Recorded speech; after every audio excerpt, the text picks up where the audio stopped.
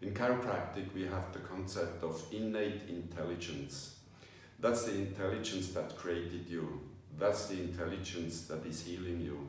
That's the intelligence that is doing the right thing at the right time. What is really determining how this intelligence is expressing itself is your energy level.